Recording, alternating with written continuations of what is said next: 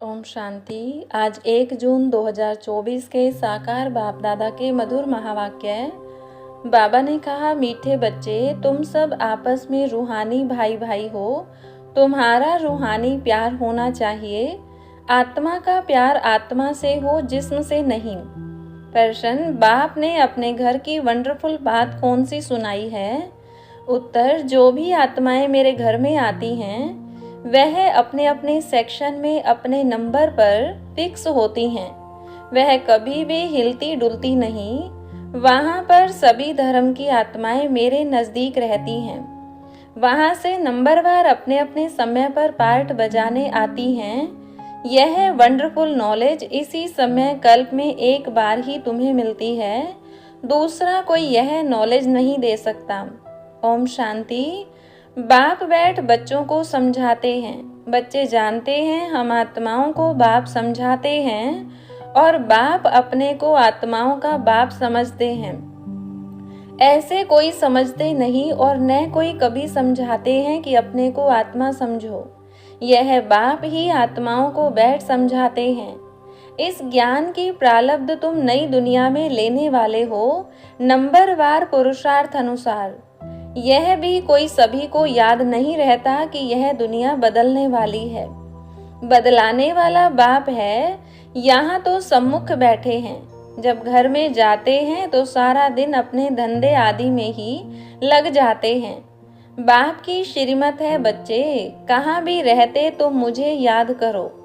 जैसे कन्या होती है तो वह जानती नहीं कि हमको कौन पति मिलेगा। चित्र देखती है तो उनकी याद ठहर जाती है। कहाँ भी रहते एक दो को दोनों याद करते हैं। इसको कहा जाता है जिस्मानी प्यार। यह है रूहानी प्यार। रूहानी प्यार किसके साथ? बच्चों का रूहानी बाप के साथ और बच्चों का बच्चों के साथ। तुम बच्चों का आपस में भी बहुत प्यार होना चाहिए, यानी आत्माओं का आत्माओं के साथ भी प्यार चाहिए। यह शिक्षा भी अभी तुम बच्चों को मिलती है। दुनिया के मनुष्यों को कुछ भी पता नहीं।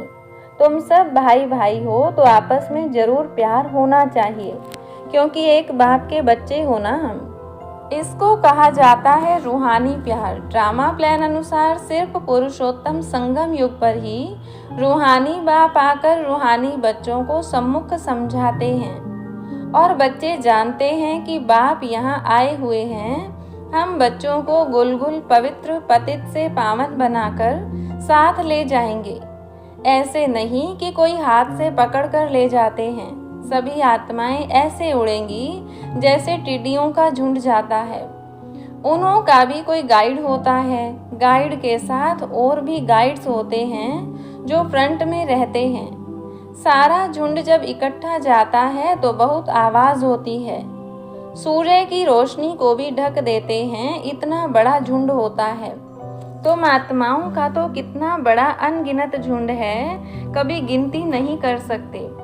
यहाँ मनुष्यों की गिनती नहीं कर सकते। भला आदमशुमारी निकालते हैं, वह भी एक्यूरेट नहीं निकालते हैं। आत्माएं कितनी हैं वह हिसाब कभी निकाल नहीं सकते। अंदाज लगाया जाता है कि सतयुग में कितने मनुष्य होंगे, क्योंकि सिर्फ भारत ही रह जाता है। तुम्हारी बुद्धि में है कि हम विश्व के मालिक बन रहे हैं। आत्मा जब शरीर में है तो जीव आत्मा है, तो दोनों इकट्ठे सुख अथवा दुख भोगते हैं। ऐसे बहुत लोग समझते हैं कि आत्मा ही परमात्मा है, वह कभी दुख नहीं भोगती, निर्लेप है। बहुत बच्चे इस बात में भी मूंझते हैं कि हम अपने को आत्मा निश्चय तो करें, लेकिन बाप को कहाँ याद करें। यह तो जानते हो बाप परमधाम निवासी है। बाप ने अपना परिचय दिया हुआ है। कहाँ भी चलते फिरते बाप को याद करो। बाप रहते हैं परमधाम में, तुम्हारी आत्मा भी वहाँ रहने वाली है। फिर यहाँ पार्ट बजाने आती है। यह भी ज्ञान अभी मिला है। तुम जब देवता हो वहाँ तुमको यह याद नहीं रहता है कि फलाने फलाने धर्म की आत्माएं ऊपर में हैं। ऊपर से आकर यहाँ शरीर धारण कर पार्ट बजाती हैं। यह चिंतन वहाँ नहीं चलता। आगे यह पता नहीं था कि बाप भी परमधाम में रहते हैं। वहाँ से यहाँ आकर शरीर में प्रवेश करते हैं। अब वह किस शरीर में प्रवेश करते हैं वह अपनी एड्रेस तो बताते हैं। तुम अगर लिखो कि शिव बाबा केयर ऑफ परम धाम, तो परम धाम में तो चिट्ठी जा नहीं सकती, इसलिए लिखते ही हो शिव बाबा केयर ऑफ ब्रह्मा, फिर यहाँ की एड्रेस डालते हो, क्योंकि तुम जानते हो बाप यहाँ ही आते हैं, इस रथ में प्रवेश करते हैं। यूं तो आत्माएं भी ऊपर की रहने वाली हैं, तुम भाई भाई हो, सदैव यही समझो यह आत्मा है, इनका फलाना नाम है। आत्मा को यहाँ देखते हैं, परंतु मनुष्य देह अभिमान में आ जाते हैं। बाप देही अभिमानी बनाते हैं। बाप कहते हैं तुम अपने को आत्मा समझो और फिर मुझे याद करो। इस समय बाप समझाते हैं, जब मैं यहाँ आया हूँ आकर बच्चों को ज्ञान भी देता हूँ। पुराने ऑर्गन्स लिए हैं जिसमें मुख्य यह मुख है, आंखें भी हैं, ज्ञान अमृत मुख से मिलता है। गौमुख कहते हैं ना, अर्थात माता का यह मुख है। बड़ी माता द्वारा तुमको एडॉप्ट करते हैं। कौन? शिव बाबा। वह यहाँ है ना। यह सारा ज्ञान बुद्धि में रहना चाहिए। मैं तुमको प्रजापिता ब्रह्मा द्वारा एडॉप्ट करता हूँ, तो यह माता भी हो गई। गाया भी जाता है तो मात पिता हम बालक तेरे, तो वह सब आत्माओं का बाप है, उनको माता नहीं कहेंगे। वह तो बाप ही है। बाप से वर्षा मिलता है, फिर माता चाहिए। वह यहाँ आते हैं, अभी तुमको मालूम पड़ा है। बाप ऊपर में रहते हैं, हम आत्माएं भी ऊपर रहती हैं, फिर यहाँ आती हैं पार्ट बजाने। दुनिया को इन बातों का कुछ भी पता नहीं, वह तो ठिक्कर भीतर में परमात्मा को कह देते हैं, फिर तो अनगिनत हो जाएं। इसको कहा जाता है घोर अंधियारा। गायन भी है, ज्ञान सूर्य प्रगटा, अज्ञान अंधेर विनाश। इस समय तुमको ज्ञान है, यह है रावण राज्य, जिस कारण अंधियारा है। वहाँ तो रावण राज्य होता नहीं, इसलिए कोई विकार नहीं, देह अभिमान भी नहीं, वहाँ आत्म अभिमानी रहते हैं। आत्मा को ज्ञान है, अब छोटा बच्चा है, अब हम जवान बने हैं, अब वृद्ध शरीर हुआ है, इसलिए अब यह शरीर छोड़ दूसरा लेना है। वहाँ ऐसे नहीं कहते फलाना मर गया, वह तो है ही अमर लोक। खुशी से एक शरीर छोड़ दूसरा लेते हैं। अभी आयु पूरी हुई है, यह छोड़ नया लेना है, इसलिए सन्यासी लोग सर्प का मिसाल देते हैं। मिसाल वास्तव में बाप का दिया हुआ है, वह फिर सन्यासी लोग उठाते हैं। तब बाप कहते हैं यह जो ज्ञान मैं तुमको देता हूँ, यह प्राय लोप हो जाता है। बाप के अक्षर भी हैं तो चित्र भी हैं, परंतु जैसे आटे में नमक, तो बाप बैठ अर्थ समझाते हैं। जैसे सर्प पुरानी खाल छोड़ देता है और नई खाल आ जाती है, उनके लिए ऐसे नहीं कहेंगे एक शरीर छोड़ दूसरे में प्रवेश करते हैं। नहीं, खाल बदलने का एक सर्प का ही मिसाल है। वह खाल उनकी देखने में भी आती है। जैसे कपड़ा उतारा जाता है, वैसे सर्प भी खाल छोड़ देता है, दूसरी मिल जाती है। सर्प तो जिंदा ही रहता है, ऐसे भी नहीं सदैव अमर रहता है। 2-3 खाल बदली कर फिर मर जाएंगे। वहाँ भी तुम समय पर एक खाल छोड़ दूसरी ले लेते हो। जानते हो अभी हमको गर्भ में जाना है, वहाँ तो है ही योग बल की बात। योग बल से तुम जन्मते हो, इसलिए अमर कहा जाता है। आत्मा कहती है अब हम बूढ़ा हो गया हूँ, शरीर पुराना हुआ है, साक्षात्कार हो जाता है, अब हम जाकर छोटा बच्चा बनूंगा। आपे ही शरीर छोड़ आत्मा भाग कर जाए छोटे बच्चे में प्रवेश करती है। उस गर्भ को जेल नहीं महल कहा जाता है। पाप तो कोई होते नहीं जो भोगना पड़े। गर्भ महल में आराम से रहते हैं, दुख की कोई बात नहीं, न कोई ऐसी गंदी चीज़ खिलाते हैं जिससे बीमार हो जाएं। अब बाप कहते हैं बच्चे तुमको निर्वाण धाम में जाना है। यह दुनिया बदलनी है, पुरानी से फिर नई होगी। हर एक चीज़ बदलती है। झाड़ से बीज निकलते हैं, फिर से बीज लगाओ तो कितना फल मिलता है। एक बीज से कितने दाने निकलते हैं। सतयुग में एक ही बच्चा पैदा होता है योग बल से। यहाँ विकार से 4-5 बच्चे पैदा करते हैं। सतयुग और कलयुग में बहुत फर्क है जो बाप बतलाते हैं। नई दुनिया फिर पुरानी कैसे होती है, उसमें आत्मा कैसे 84 जन्म लेती है, यह भी समझाया है। हर एक आत्मा अपना अपना पार्ट बजाकर फिर जब जाएगी तो अपनी अपनी जगह पर जाकर खड़ी रहेगी। जगह बदलती नहीं है, अपने अपने धर्म में अपनी जगह पर नंबरवार खड़े होंगे। फिर नंबरवार ही नीचे आना है, इसलिए छोटे छोटे मॉडल्स बनाकर रखते हैं मूल वतन के। सब धर्मों का अपना अपना सेक्शन है। देवी देवता है पहला धर्म, फिर नंबरवार आते हैं। नंबरवार ही जाकर रहेंगे, तुम भी नंबरवार पास होते हो। उन मार्क्स के हिसाब से जगह लेते हो। यह बाप की पढ़ाई कल्प में एक ही बार होती है। तुम आत्माओं का कितना छोटा सिजरा होगा, जैसे तुम्हारा इतना बड़ा झाड़ है। तुम बच्चों ने दिव्य दृष्टि से देखकर फिर यहाँ बैठकर चित्र आदि बनाए हैं। आत्मा कितनी छोटी है, शरीर कितना बड़ा है। सब आत्माएं वहाँ जाकर बैठेंगी, बहुत थोड़ी जगह में नज़दीक में जाकर रहती हैं। मनुष्यों का झाड़ कितना बड़ा है। मनुष्यों को तो जगह चाहिए ना, चलने फिरने, खेलने, पढ़ने, नौकरी करने की, सब कुछ करने की जगह चाहिए।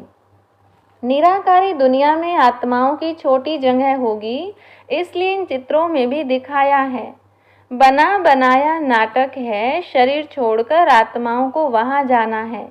तुम बच्चों की बुद्धि में है कि हम वहाँ कैसे रहते हैं और दूसरे धर्म वाले कैसे रहते हैं, फिर कैसे अलग अलग होते हैं नंबरवार।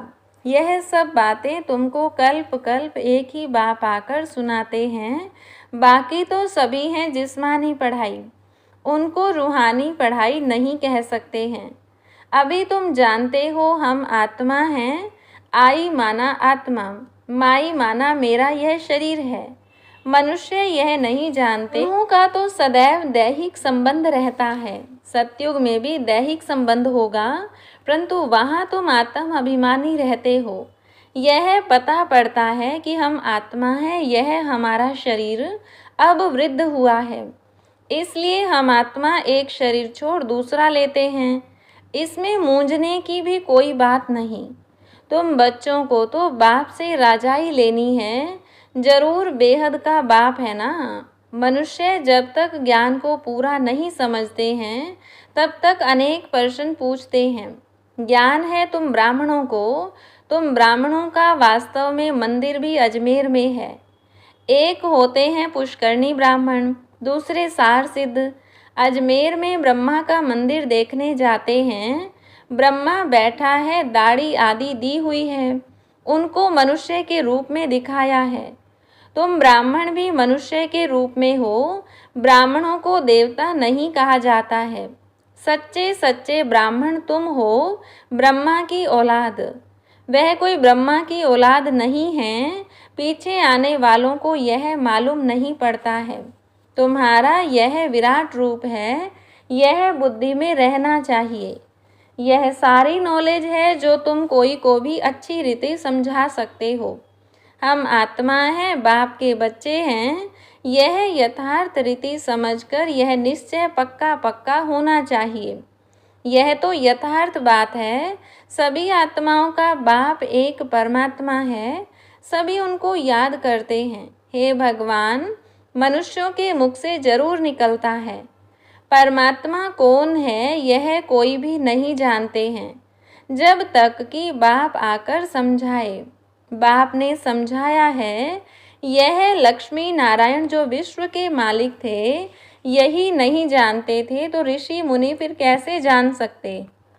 अभी तुमने बाप द्वारा जाना है। तुम हो आस्तिक, क्योंकि तुम रचयिता और रचना के आदि मध्य अंत को जानते हो।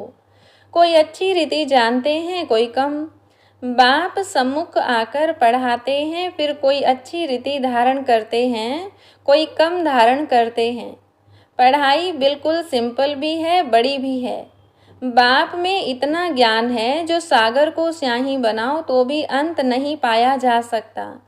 बाप सहज करके समझाते हैं, बाप को जानना है, स्वदर्शन चक्रधारी बनना है, बस। अच्छा, मीठे मीठे सिकिलधे बच्चों प्रति माता पिता बाप दादा का याद प्यार और गुड मॉर्निंग।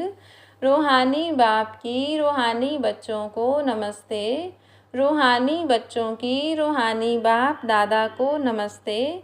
धारणा के लिए मुख्य सार। पहली पॉइंट, सदा याद सहज बनी रहे, उसके लिए चलते फिरते यह चिंतन करना कि हम आत्मा हैं, परमधाम निवासी आत्मा यहाँ पार्ट बजाने आई है। बाप भी परमधाम में रहते हैं, वह ब्रह्मा तन में आए हैं। दूसरी पॉइंट, जैसे रूहानी बाप से आत्मा का प्यार है, ऐसे आपस में भी रूहानी प्यार से रहना है। आत्मा का आत्मा से प्यार हो, शरीर से नहीं। आत्म अभिमानी बनने का पूरा पूरा अभ्यास करना है। वरदान, हद की कामनाओं से मुक्त रह, सर्व प्रश्नों से पार रहने वाले सदा प्रसन्न चित्त भव। जो बच्चे हद की कामनाओं से मुक्त रहते हैं, उनके चेहरे पर प्रसन्नता की झलक दिखाई देती है। प्रसन्नचित्त कोई भी बात में प्रसन्नचित्त नहीं होते। वो सदा निस्वार्थी और सदा सभी को निर्दोष अनुभव करेंगे, किसी और के ऊपर दोष नहीं रखेंगे। चाहे कोई भी परिस्थिति आ जाए, चाहे कोई आत्मा हिसाब किताब चुकतू करने वाली सामना करने आती रहे, चाहे शरीर का कर्म भोग सामना करने आता रहे, लेकिन संतुष्टता के कारण वे सदा प्रसन्नचित्त रहेंगे। स्लोगन, व्यर्थ की चेकिंग अटेंशन से करो, अलबेले रूप से नहीं। अच्छा, ओम शांति।